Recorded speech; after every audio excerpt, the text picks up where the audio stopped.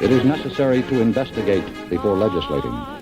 But the line between investigating and persecuting is a very fine one. Now a man is seen walking towards the officer's SUV, or the deputy's SUV. Investigators tell us it seems the suspect was going to pass them, then turned and fired multiple shots while the two were parked.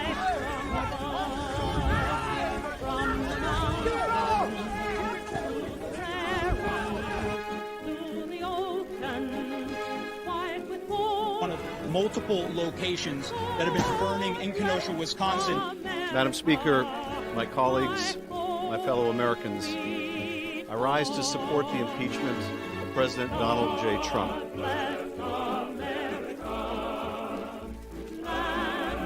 As far as the allegations of CIA hacking into Senate computers, nothing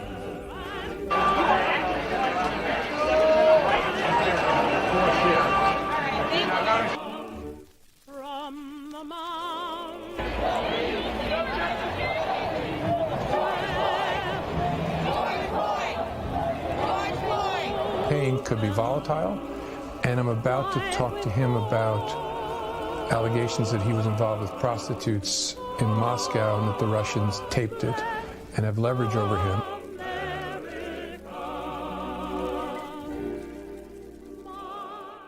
And now, here's CD Media's hosts of Information Operation, L. Todd Wood and George Eliason.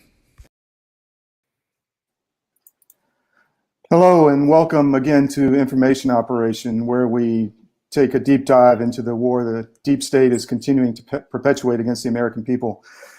We're not in our studio again today because it's being remodeled, but we should be back next show. I've got a very powerful guest for you today. We've all seen the complete election fraud that's been going on against Donald Trump and really against you and me. Today, we're going to tell you how it all happened. Russ Ramsland is a founding member. Let me get the name of the company up. What's the name of your company, Russ? Allied Security Operations. Thank you. Thank you. And he's, well, I'm just going to let Russ introduce himself and kind of turn it over to him because the information he has is quite shocking, and we want to get this out there. Go ahead, Russ. Welcome.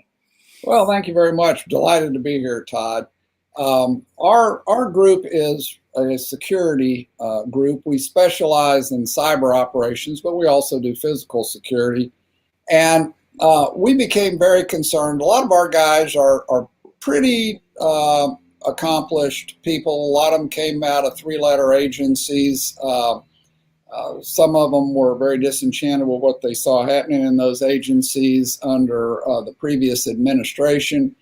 And so we are mostly a commercial firm, but we got involved in looking at the election system because of some logs that some activists brought into us from the Dallas election of 2018, the so-called blue wave.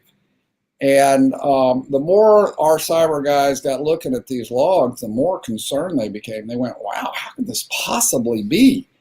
And so the story I'm about to take you on is really just tracking the journey that we made over the last 2 years. We have funded all of this ourselves.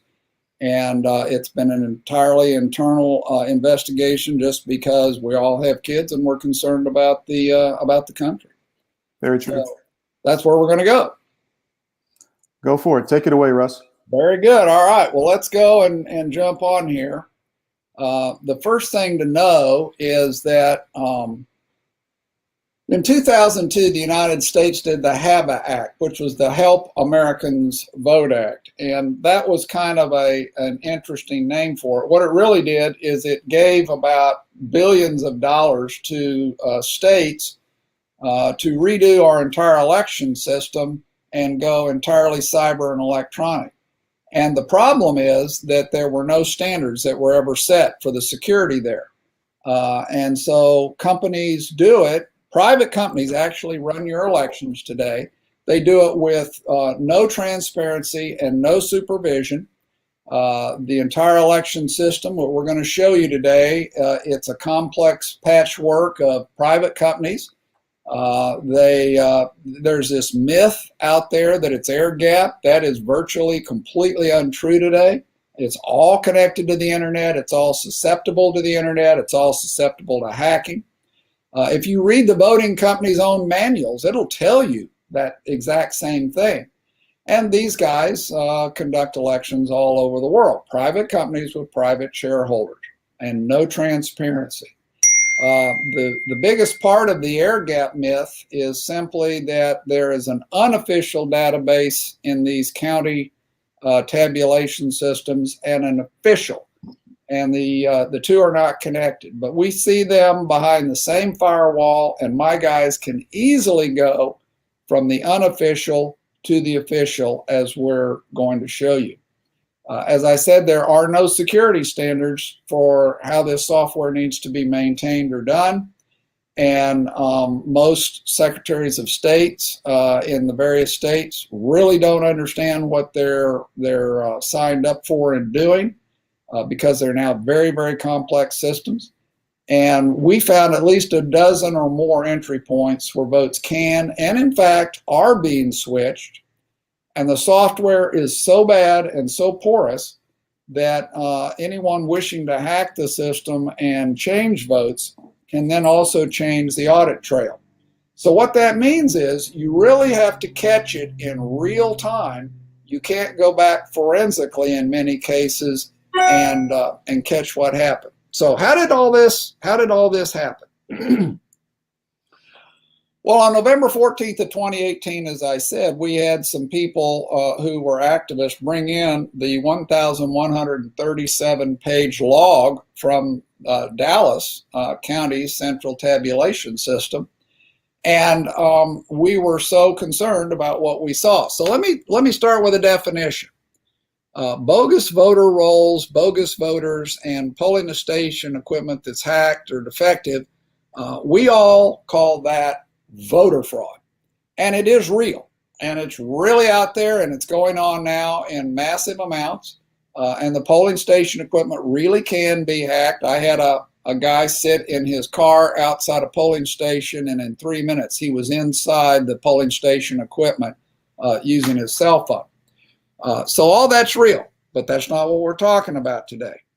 What we're talking about today is what happens principally when your vote hits your county's central tabulation database and server. And what we're seeing is that actors can take those to remote computing capabilities, they can redistribute the votes, and then they can re-upload them. That is what we call election fraud. And that is the trip I'm going to take you through today. Now, what we saw was very interesting in Dallas. We saw all these errors you see right here. All these errors were on the logs. And at first we thought, well, man, is this just the worst software in the world? And so we decided to compare Dallas and what we saw in the Dallas logs to what was on the San Antonio logs, that's Bexar County. And we used the logic that said, look, if this really is going on, the reason we picked San Antonio is that it's the exact same private voting company running their election. And in San Antonio, it's very, very blue. And so there would logically be only one race that if someone were trying to do what we were worried about doing, there was only one race they'd mess with, and that was the Ted Cruz-Beto O'Rourke race. So we shouldn't see much in San Antonio, but we should see a lot going on in Dallas if, in fact, our concern was true. And what did we find? Well, we found 1,027 times in the Dallas logs the warning that votes exceed ballots. And when that happens in a precinct, basically what it's saying is you have now loaded more votes for candidates into the computer than the ballots that were actually cast. And so between the end of early voting and election day, we saw that warning 1,027 times. And by the way, each time is not one vote. Each time can be 20, 30, 50 votes. So it can be a lot of votes here.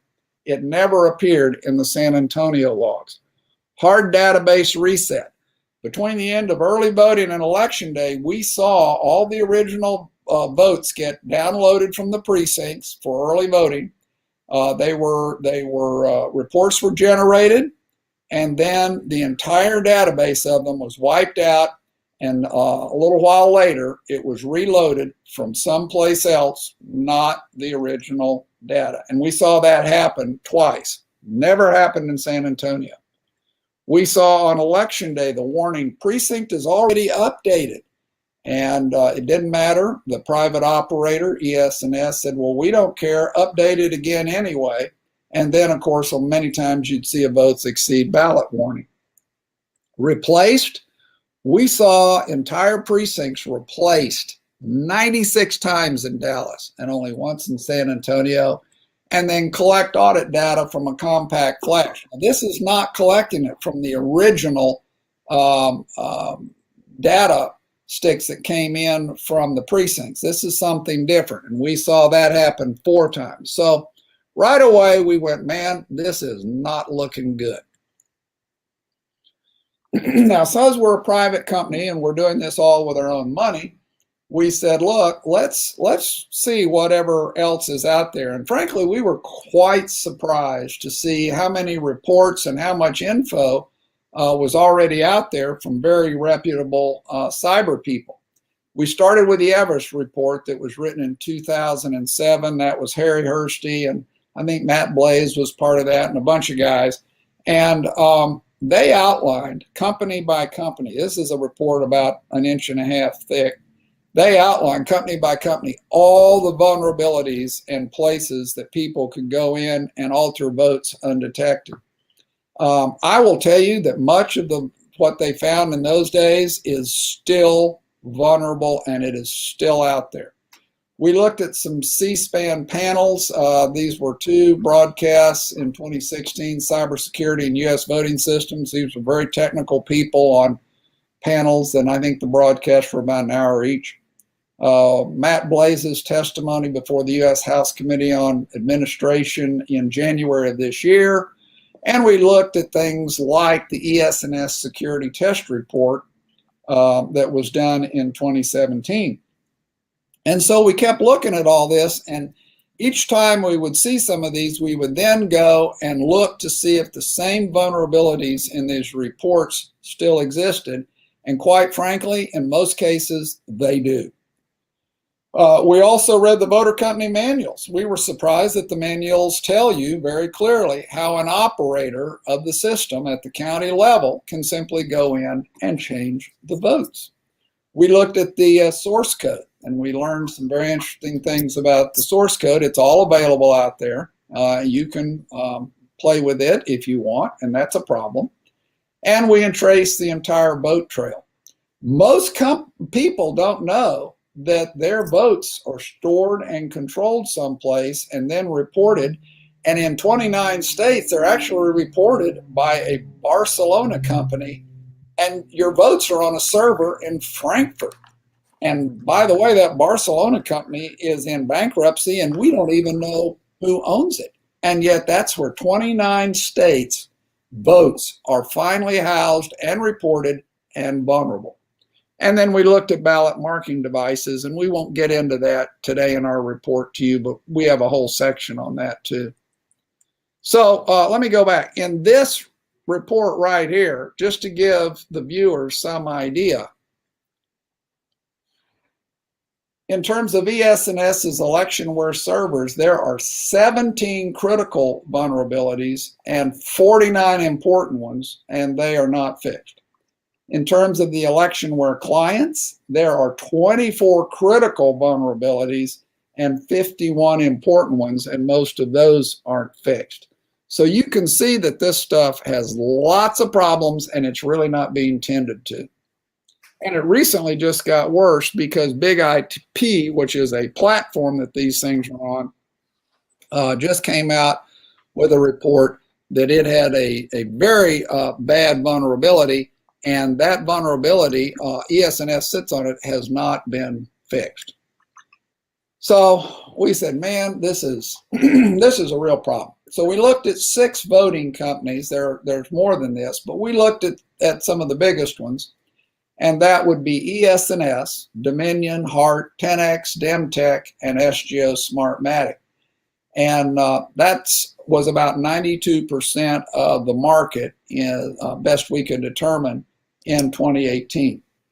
And we simply first went in without doing any kind of hacking or anything, and we just revealed the hidden files behind their public-facing sites, and we were stunned because we found in every case that the administrator names and passwords for critical files are being posted in the open. So that they're telling you, look, here's the key to the front door, feel free to use it and walk right in. We found the voter registration lists by precinct worldwide that included, in some cases, personally identifiable information. We saw previous vote uploads. We saw all the source code, and by the way, many companies are using the same basic source code structure in a lot of cases.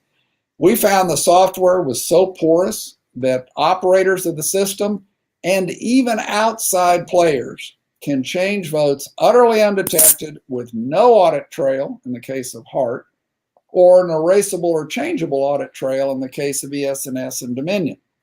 And so that means that no evidence of vote changing can actually be found by a really good hacker, if a really good hacker had done this, later on. So when your government says, well, we found vulnerabilities, but we find no evidence of votes being changed, no, you won't. You have to catch it in real time. We got access to their entire AWS databases, clouds. We saw the ballots. We saw the new Dallas ballot before Dallas did. We saw all the counting and tallying functions. And these are the ones that interrogate the database at the county and actually say how many votes went one place or another. So in short, some of these guys discovered that any candidate could win or lose by directly altering the votes at the server database level for almost any election that they conduct worldwide. And of course, our concern was, if we could do it, then so can bad guys. So let's start. First, I want to dispel this silly myth that the entire back end of our nation's voting system isn't connected to the internet. Here is a trace of just Dallas from 2018. This is the Dallas system, and look at all the servers that it connects to, the IP addresses and servers. This thing is totally, completely connected to the internet, and anyone telling you differently is not being straight with you. We found all kinds of security problems. For instance, all of these various sites, and these are various county sites, should have their own SSL certificate. In other words, this is kind of like the front door key to your house. So let me just show you. I'm going to blow up just this one little section, but everything on this page actually is sharing the same SSL certificate in 2018. So you see, here's Dallas County right here. Here's Miramar, Florida, Madison County, Jefferson, Hudson County, New Jersey. I mean, it is unbelievable. This is the same as if you and all of your neighbors for 10 blocks in every direction around you shared the exact same front door key. How good is your security? So I wanted to share with you exactly, and this is oversimplified, but this will give you a pretty good idea about really how the whole election system's set up. You and I vote out here at the voting place. And one way or another, whether it's on thumb drives or over modems or wireless or however, it gets to your county's central counting. And there they have the whole poll book records and voter rolls. They have databases that are unofficial and official. They have tabulation and reporting software. And this whole thing is either run by private voting companies or by what we call mid-level companies that simply use some of this software and hardware. But these are all done almost exclusively in the US today by these private companies that have their own election management systems. And it's a real patchwork. That's part of the problem. So what happens? Well, all this stuff in red actually goes to one of these guys, and they house your votes, and they also store them in the cloud, and then either through the Associated Press or Decision Desk HQ, it gets reported to the media. Now, you need to know that these guys' databases are always online with these guys, so that whenever there's an update here, it's flowing here. Now, in the case of Clarity Elections was very interesting. It is owned by a company named 𝚘𝚘 𝚘𝚘 is in Barcelona, Spain.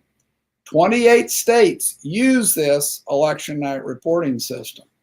Clarity is owned by 𝚘𝚘. The server is in Frankfurt, Germany.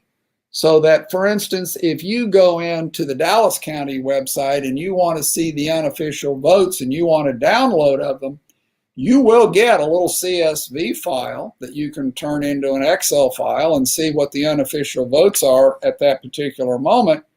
But if you go into that file and look, you'll find it was created 6 time zones east of Dallas. So that in our case, that would be Europe. And that's further evidence of what's going on. Now, it's also important that you understand that this unofficial database is connected intimately with all of these. And we already know that there is a bug in part of the 𝚘𝚘 system, malware, that allows it to capture all of the credentials of everyone who is reporting into it. So that means now with those credentials, you can change things here or here and backload them here, so that it's not the votes that come from this direction, it's the change votes that can come from this direction. So, and the idea that then there's this official database that sends things to your Secretary of State, there is an official database, but since it is behind the same firewall, it doesn't really matter. You can go from the unofficial to the official. In our investigation, right there, in our investigation, we found ways to change your votes there at the voting place. We found ways to change the tabulation software itself. I'm going to show you an example of that in Kentucky in a minute. We found ways to change the database itself. We found ways to go into both of these and change the software that they have that again gets loaded into the equipment here that goes to the equipment here and rig a vote. We found ways that we could get in and change that database. We could change that database. It's a mess. So what did we see that was strongly suggested in Dallas in 2018? Well, we had people that we know that are extremely credible people, and they wanted to tell us that they had seen NGP-Van playing in these databases. Now, who is NGP-Van? Well, NGP-Van is the voter analytics company for the Democrat Party. It's kind of like what Cambridge Analytica was in 2016. The difference is Cambridge Analytica got pilloried, NGP-Van got ignored. But what any voter analytics company does is they look at a history of primaries and they draw relationships between early voting and election day in the primary for a particular party. Then they look at the results in the following general election, both in early voting and in election day. And what they're really trying to do is make algorithms that, based on historical evidence of what happens here and here, and then tracking what happens here in real time during early voting, you can project what's going to happen in the way of voting on election day. And one of the byproducts, of course, is that it will tell you at the end of early voting how many early votes would need to be added or subtracted in order, according to your projection, for you to win on election day. That gets pretty important, particularly in what we've seen in the last 48 hours here in the United States. So what happened in Dallas? Well, the votes from the precincts were sent by a flash memory card to the central tabulation servers in Dallas. And then these 4 players got involved. That's what we saw on the previous slide. We saw that you have an operator at the county level, and that is being constantly updating Clarity, which is also updating 𝚘𝚘 and their clouds. And in the case of Dallas in 2018, this operator had his own laptop. He was bringing it in and out of the tabulation room all the time during early voting and election day. And in one case was seen taking a thumb drive out of his laptop and plugging it in here. There are wireless connections here, and there are wireless connections here so that the unofficial database can transmit. One of the things that bothered us was the timestamp mismatch error that we saw thousands of times in the logs in Dallas. And that can be generated a couple of different ways. But one of the things that happened was we saw NGP-VAN interacting with this stream. Now, we can understand why this arrow exists, because they want to get the early votes and upload them every single day so that they can upload and change their election day forecast. The problem is this end of the arrow. What was NGP-VAN doing putting things into the stream as opposed to simply taking things out of the stream? Things that went into the stream would generate a timestamp mismatch error. Don't know if that's what it was, but we can tell you it's in the logs. And of course, all of this stuff, as we said earlier, is stored, controlled, and reported by a Barcelona company, 𝚘𝚘, which has its servers in Frankfurt. Why in the world is the US election storing 28 of its state's votes on a server in Frankfurt operated by a company that we don't even know who's the owner?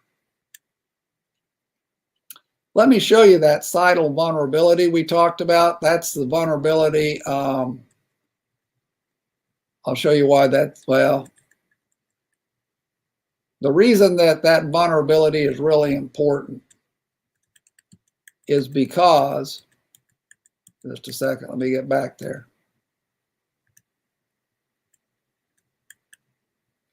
Because if you can get in here and you can see all the votes, you can change them, and this vulnerability I'm going to show you allows you to get all the passwords and usernames to backload it into counties if you wanted to change it later. So let me show you that vulnerability just so you know what's going on here.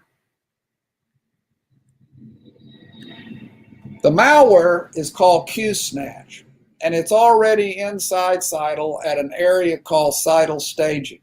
That in the blue is the indicator that 𝚑𝚘 is there and operating.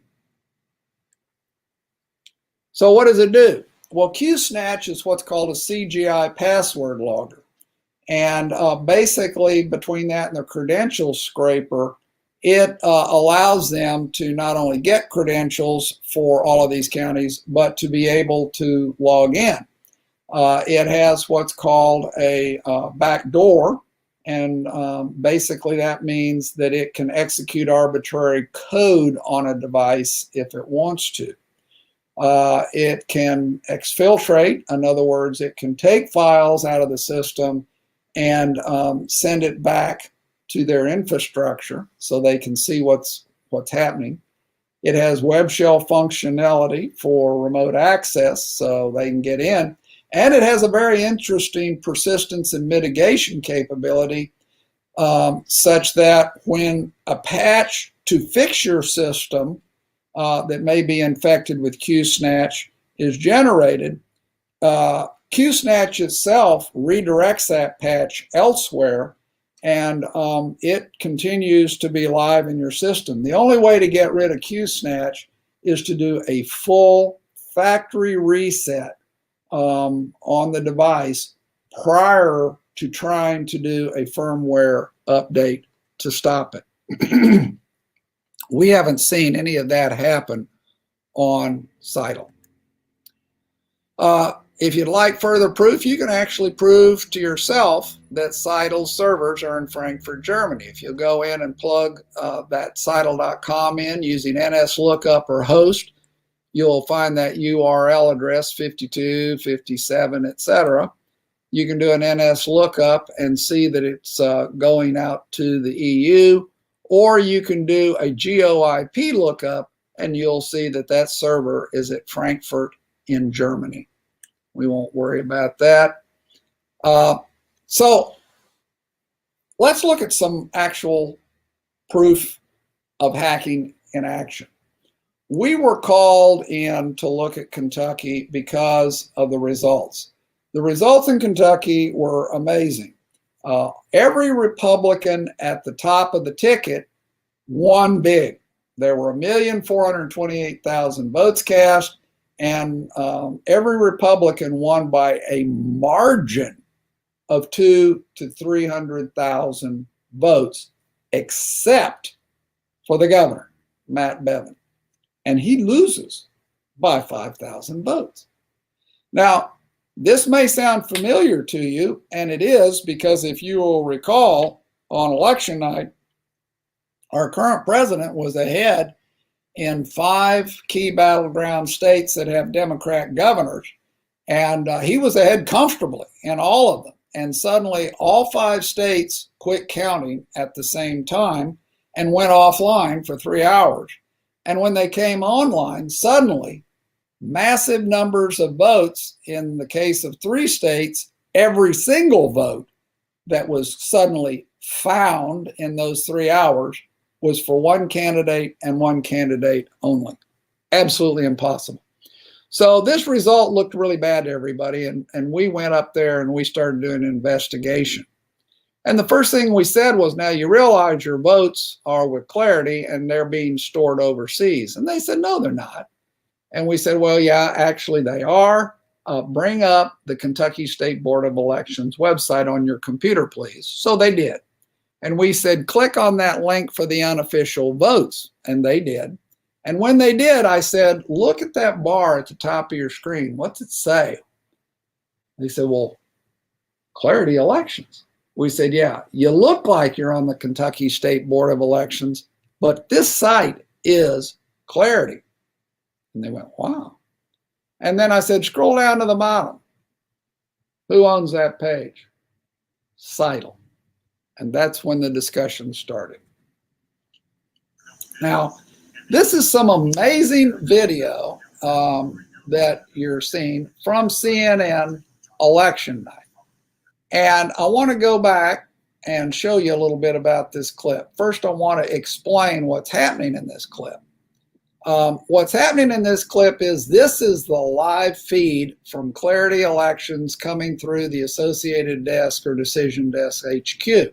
So this is the live feed. You're seeing the database that Clarity has as it gets updated with votes, okay? And right now, oh, and this little ribbon at the bottom, this is generated by CNN. And they update this a second after they get the update from Clarity up here. So let's just look.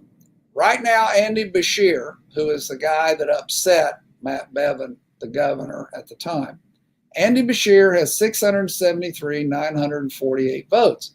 That ties to what the ribbon from CNN says. Same thing with Matt Bevin, 662,235. 662,235. Now, let me take you through, and real quick, I'm going to run it again. You're going to see, if you're watching just this gold, you're going to see a flash update, and then this guy's face fills the page, and then I'm going to show you what you really missed. So here we go. Watch the gold. The update's coming. Boom, there it updates, and now here's this guy. Now let me show you what you missed.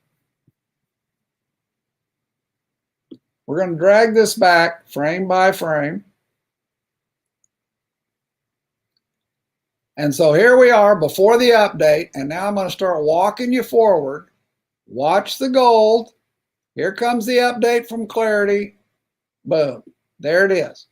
So now the update, Andy Beshear has 674,508 votes. And look down below, 𝚑𝚘𝚎𝚑 had 673,948. They haven't had a chance to update the ribbon because this is in split seconds we're looking now. So 𝚑𝚘𝚎 has just gained 560 votes.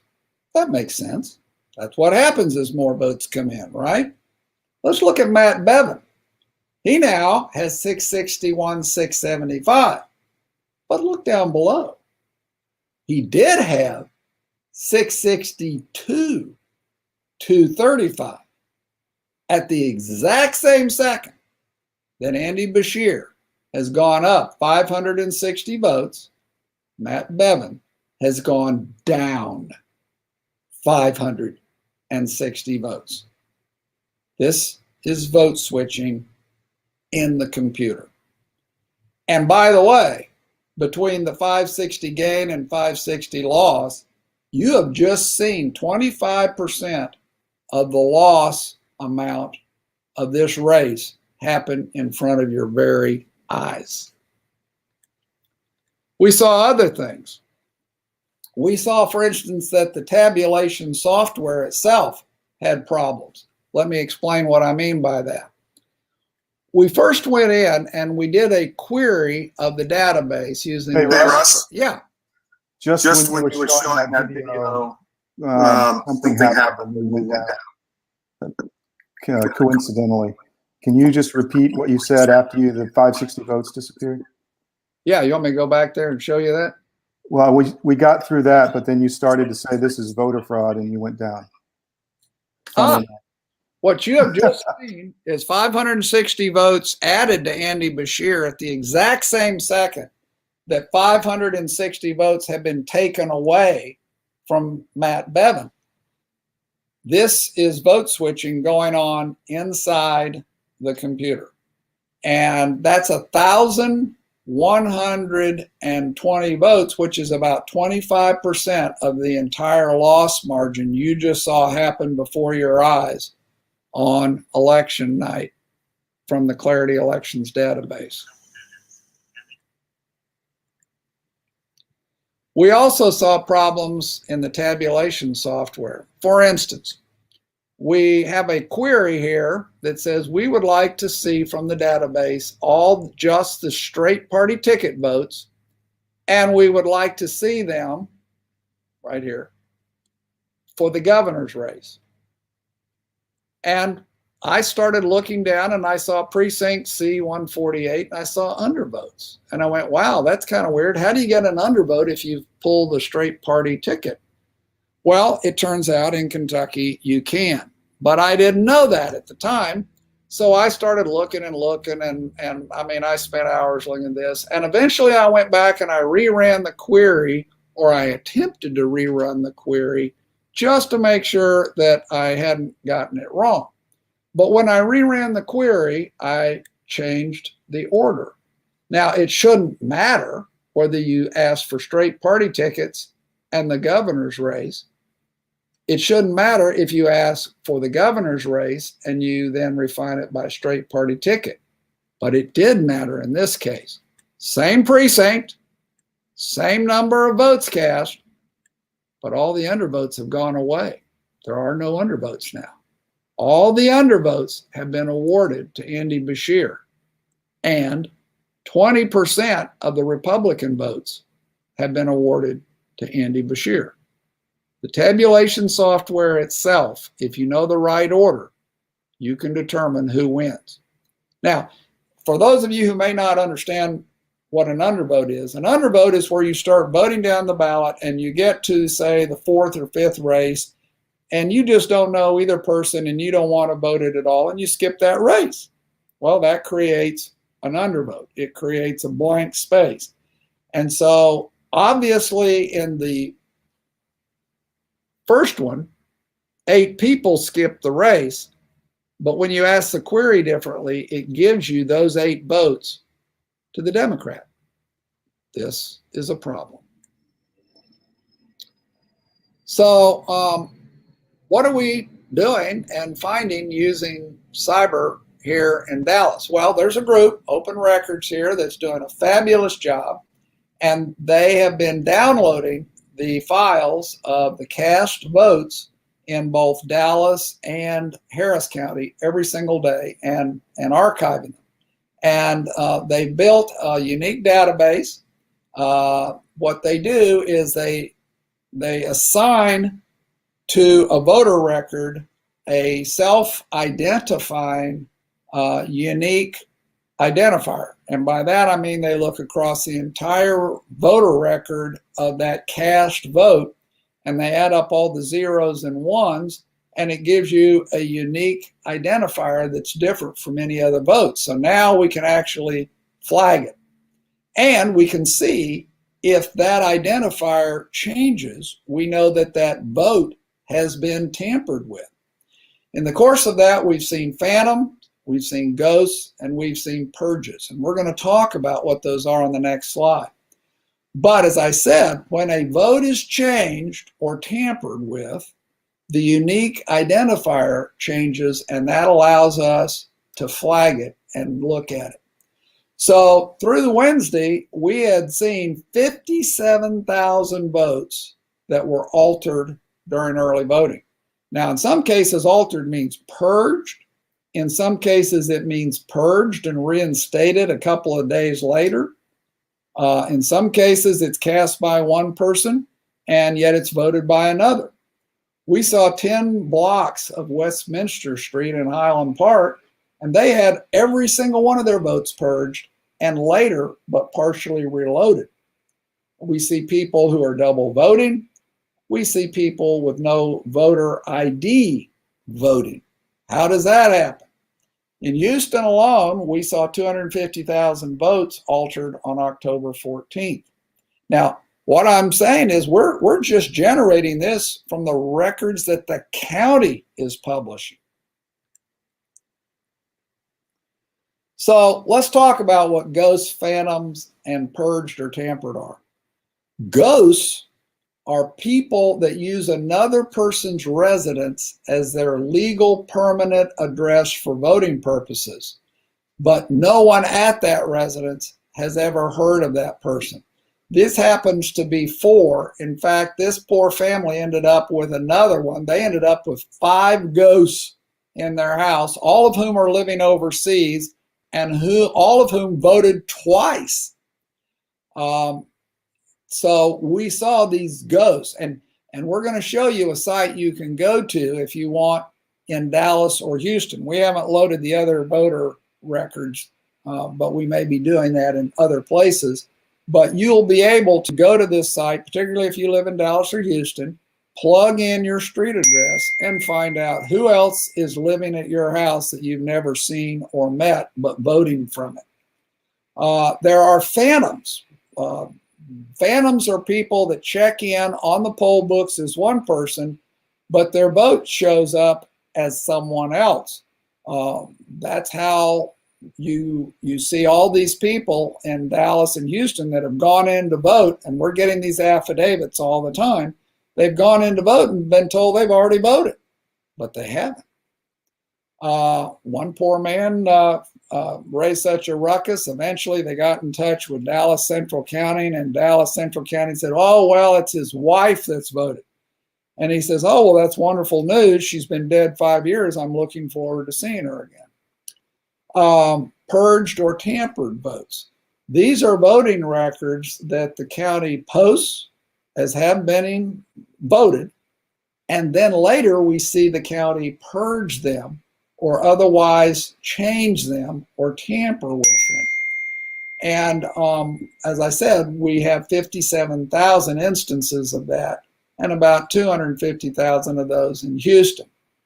So some days the numbers are so big it can only be done by the computer. A computer can't, individual people can't change 250,000 or even 40,000 votes in a day. That has to be a computer program.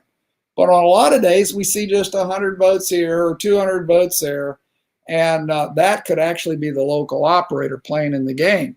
Because as I said, in all this software, the local operator can actually go in and add or subtract or change votes.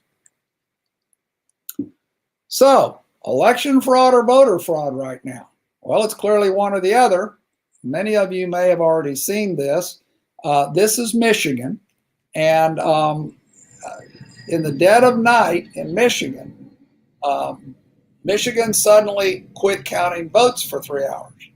And when they started counting votes again, suddenly 138,339 new ballots had been found. Now, that's 2.9% of all the turnout.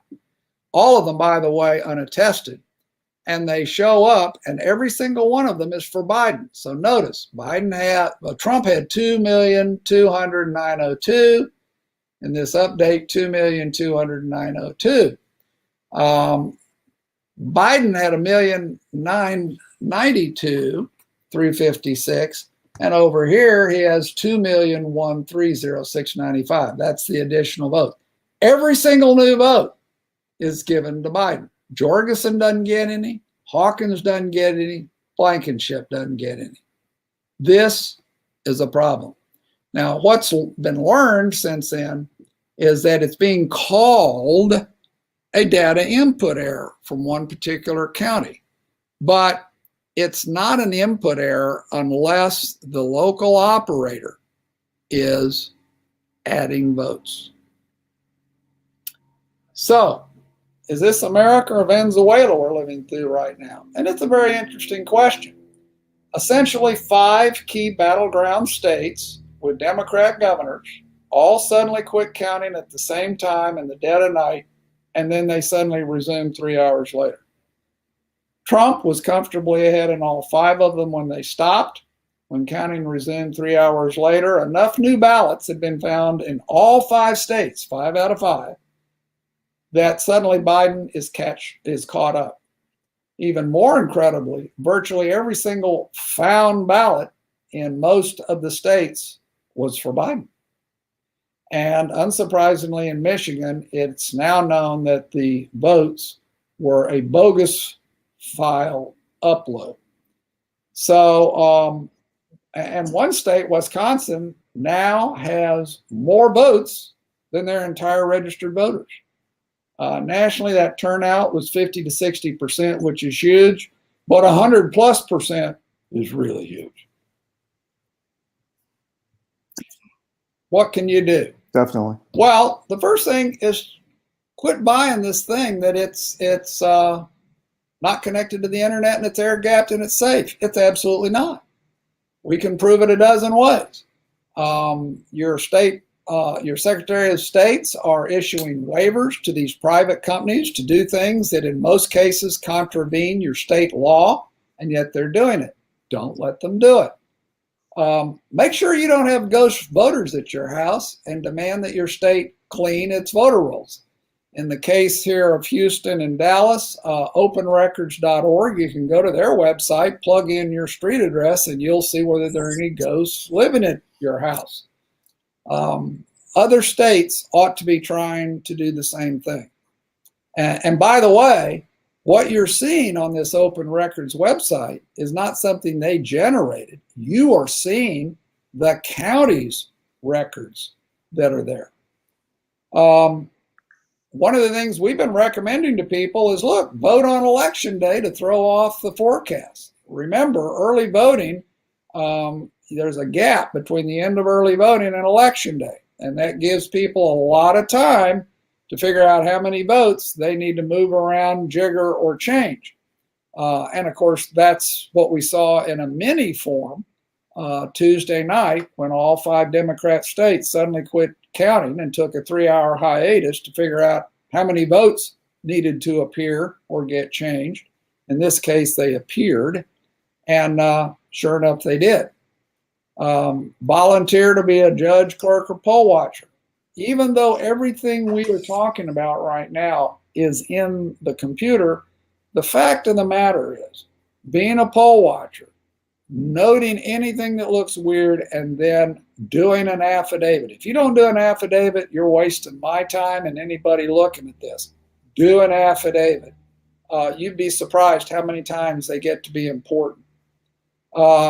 In your area, find a forensic database analyst and use the county records, as is being done here, to see how many votes are being tampered with and changed in real time.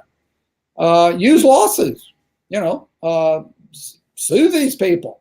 And one thing about it is that'll draw media attention, and it will educate the public, and it'll stir action, because we can never have another election as shamelessly rigged as this one has been by people who are trying to change the results of the election. We like the idea of going back to real paper ballots. By the way, if you go in and check in a poll book and they print your ballot for you, and then you go and vote it on a tablet and then insert it somewhere else, that's a ballot marking device, and that is not really a paper ballot. We have identified at least 10 ways to change your vote on that ballot, even though it looks like you have voted the way you wanted to. We need, as a people, to require real safety certification standards for software. There was at one time a plan to do what was called EAC 2.0. That's Elections Administrative Code 2.0. It was supposed to start talking about what standards would be required for security in the voting system. It was never done. And if we get those standards, then we either need to have the DHS or a third party do what's called a penetration test to make sure that it meets those security standards. You just ignore CIS's proclamations because they're still saying they don't even know that it's connected to the internet. If you do have true paper ballots, not those that are done by ballot marking devices, require spot risk limiting audits to take a few of the ballots and make sure that the final vote seemed to be somewhere in line with that. And finally, I think we need to think about a national blockchain-based voting system. I do not want the federal government running my elections, but I wouldn't mind the federal government mandating that all election systems be blockchain-based if a federal election is involved, because it is part of our national critical infrastructure.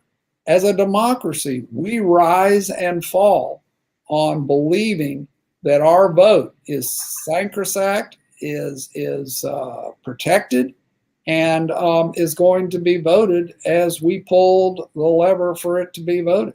And that's simply not the case now. So Russ, that's amazing. Tell us about your attempts to get this to appropriate authorities over the last year. Well, we made a lot of attempts.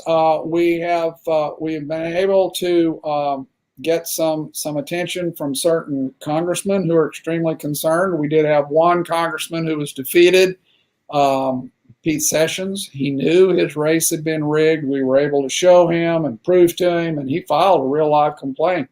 And I give credit to him for that. He has now gotten reelected. I think that he will be a strong warrior to start doing something about cleaning up this mess. We have tried to get the Cyber Intelligence Security Administration in Washington to listen. They're the people inside DHS who are supposed to be keeping us safe. They would not take a briefing. They were willing to have a very short few-minute phone call, and that was it, with no follow-up whatsoever. Wonder why? Yeah, we've been to the FBI twice. The FBI has no interest in looking at this. So we've made a number of efforts. Now, we have found some people in the DHS at the field level who took a lot of our data. They came and spent a full day with us. And they took a lot of our data and they put it out to 3 of their own private contractors that they use on cyber operations. And every one of those contractors came back and went, oh my gosh, this is right. The data is right. This is horrible. They have been unable to accelerate that up the chain of supervisors. So they're getting resistance from above. We have had one DOJ prosecutor who was involved in their cyber commission and is pretty darn technical. And that prosecutor looked at this and went, this isn't evidence, this is proof. And that person helped us submit it to the FBI the first time, and the FBI did nothing. We then went in July of 19 and tried to get the FBI to look at this. But I will tell you, the FBI either is not interested, thinks it's a political hot potato, may not have people who are qualified to even be looking at this. We personally know of an instance where there was a child pornography problem, and the FBI was given the laptop, and when they fired it up to look at it, they had it connected to the internet. That's crazy. You never do that. Yeah. Connected to the internet, and it immediately defragged and got rid of all of the evidence. So is it? Maybe that was on purpose. Yeah. Is it purposeful? I don't know. Is it incompetent? I don't know. But the FBI is doing nothing about this. We tried to take it to our own Attorney General here in Texas, and the Attorney General's office didn't want to do anything. I mean, some of them did, but in effect, they said, well, elections here are under the Secretary of State, and we're just the Secretary of State's lawyer, and we can't really pursue any of this fraud or even look at it without the Secretary of State asking us to. And of course, the Secretary of State has been very unresponsive in really looking at these problems. Our top leadership in the state, Greg Abbott and Dan Patrick, they have not even been willing to come and take the briefing that you have seen today. And by the way, what you've seen today is just the tiniest bit of all of the proof and evidence that we have amassed and put together in this 2-year investigation. Well, what could people do to get their law enforcement or local officials aware of this, besides what you told us? There's a number of things. There are going to be some lawsuits filed here. There are going to be some reporters here that are wanting to pick up on this story. We've already been in talks with about 2 or 3 of them, and they are very interested in doing something. At some point or another, between lawsuits and just reporting like this and others, the federal government is going to have to act, and the states are going to have to act, and they're not going to get to pretend like the emperor really does have beautiful new clothes. They're going to have to admit he's naked, and they're going to have to bring in some people who are serious about really securing our elections. Right. Well, thank you much for your time, Russ. We'll get this up the flagpole to the right people. So appreciate your time, and maybe we'll have you back on down the road to try to talk about how this is developed. Great. Todd, I appreciate it so much, and just let us know how we can help. Okay. Thank you very much. All right. Bye-bye.